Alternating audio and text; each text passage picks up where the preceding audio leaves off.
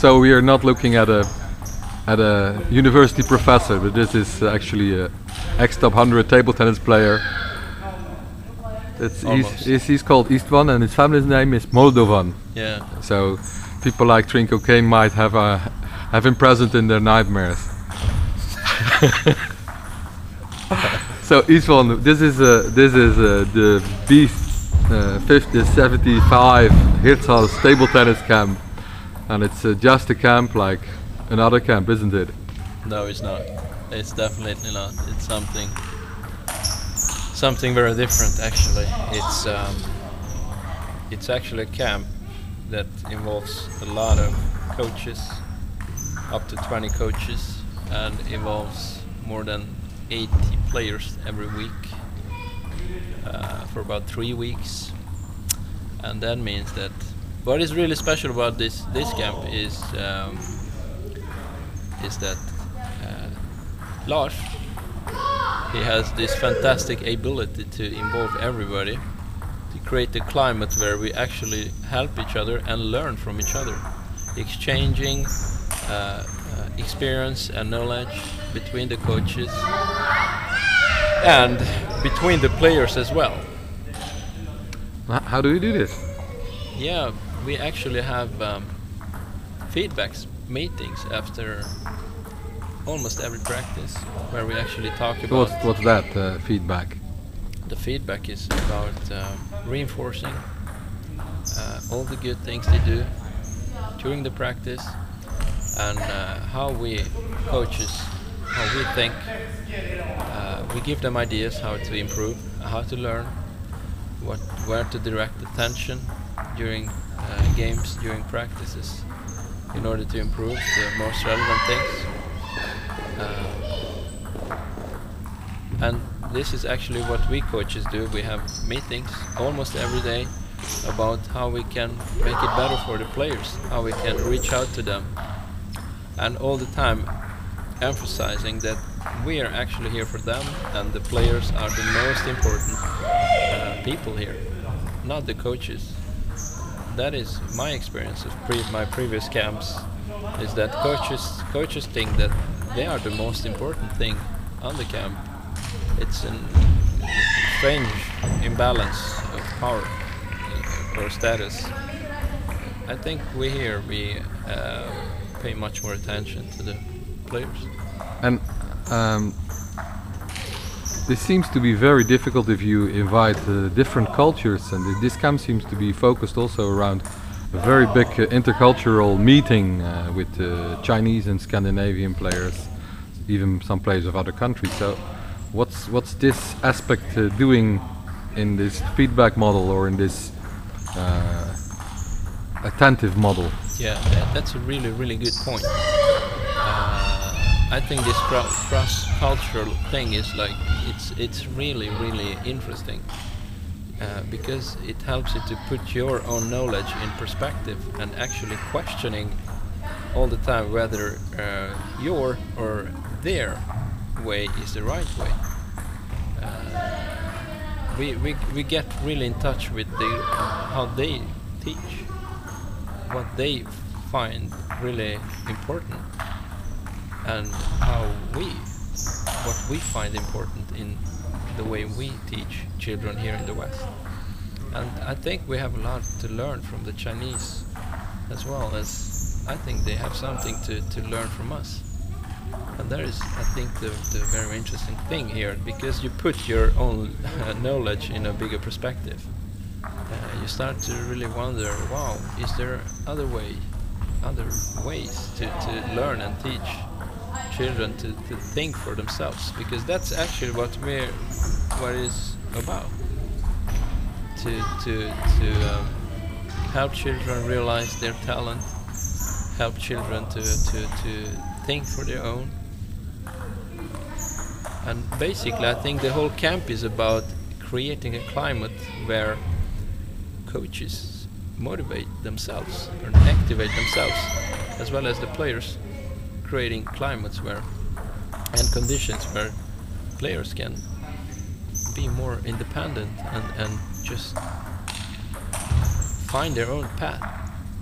And when you say this, it almost feels like you think there's an urge or a necessity for work like this in the world of table tennis. How come? I believe there's too much control. I believe the coaches, they are so convinced that their way is the right way, which is a little bit scary.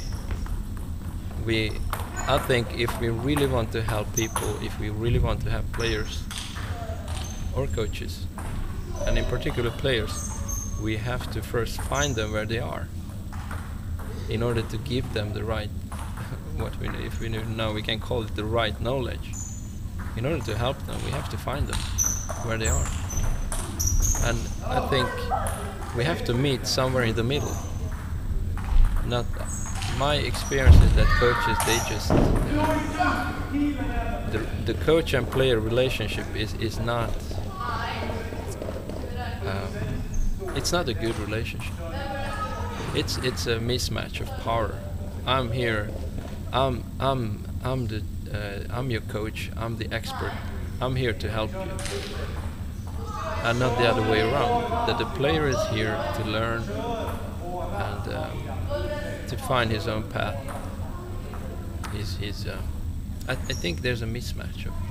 And this comes from you being an ex-top player and a sports psychologist, which means that this is a topic which is of interest, and which makes you work for an ideal. What kind of ideal do you have for a table tennis world, and what's going to change when we would have this approach everywhere and always? I used to think in my practice. I used to think how practitioner led I am, or how client led my practice is. And that's a good analog, I think, if I want to see how we work here. I think we're far too much coach-led and not players-led practice. We are not really truly interested in how they learn and what they know and their playing philosophy and how much they really enjoy. We just decide without taking consideration of the real need. We have an assumption that our way is the best and just take it or leave it, and it's not gonna work. It's just what does it create for what kind of players would you like to see when they would have worked in this more ideal approach? What kind of players would we see? I see players who are really motivated to improve, to develop their game. I see smiling players with a lot of satisfaction, not thinking so much about actually the result, but they thinking about the approach. They think about how to constantly improve and learn, which is actually the result. The result is always a consequence of that process. And I think coaches, they have a tendency to just search for the result, search for these the ranking positions, and they don't think enough about the striving, about actually how to develop players and how to develop individuals. And back to this camp, what I find is that Lars has this ability to create a climate where players find this satisfaction. They feel they are appreciated. They feel that, oh, this is really fun, and I can see they love what they do. And then we're leaving with a smile, everyone from here. So I think as a coach, okay, I'm not really a coach. I'm more like I'm putting my theory into practice, and I find that this is actually what players need. They need appreciation much more, not putting pressure and the demands. Coaches, they put a lot of demands, my way or the highway. When you You told me that you had did enormous interviews with both Walter and Persson about table tennis, Yeah. and you must have thought a lot about what you heard from them. Is there a connection between your work in this and meeting them? Is there in your mind? Yeah, of course. I think I've been thinking a lot about that study because it takes a more holistic approach since they were kids. What really made them to continue? What was their approach? What were they thinking during practice and during competitions? How did they interpret the demands of the environment from the coaches, from the national team, from the world? And of course, there's a lot of they wanted to win a lot. They wanted to win world championships when they were 15, 16, when they found themselves, wow, I can do this. And they went for it, but they used a lot of resources. Almost all their resources went into analyzing the game. What do I have to improve in detail? Okay, this is really, really important to be good at in order to perform well. So they use a lot of time on that, how to practice, how to improve all the time, and not thinking about the results. The result is always a consequence of how you, about the process. So even these world-class players had the wisdom to leave this aspect out. Yeah. To concentrate on the process. Yeah. Which and is that's where you develop talent. There is no such thing as talent because it's very much about what you choose, where you direct attention to what you find really important to improve. Otherwise, it's a waste of time. You may have a very big talent in terms of a good ball sense and all that, what we may call talent, but if you don't find the right things to develop, you're gonna stagnate. You're not gonna go forward, no matter how good feeling you have. okay. So this is about the right behavior with a good direction. Yeah. It's about Instead of having a blind goal and just picking out the means you need to get there. Yeah, I believe so. That's good. I like that very much. Yeah, I think it's about how you strive. It's about how you strive, the direction, as you say, your approach, and also a bit of menneskesyn. How do you call that?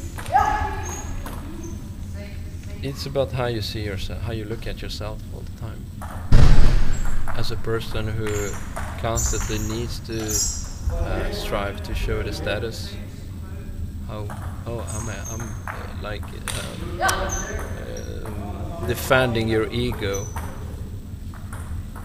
It's like if you constantly go around and think about you're 20 in the world, and every time you go to a competition and you think about that, I have to really defend my position, then you're having a very, very avoiding approach. You're not looking for new things and creativity, but you're just Yeah, avoiding to lose what you have. Yeah, so you're gonna look at challenges more as threatening to yourself, to your self-confidence, instead of a way to find challenges as a way to improve your game all the time, improving and learning. That's actually a really important way to think. Huh? I believe so. Thank you. Thank you. Istvan. Thank you.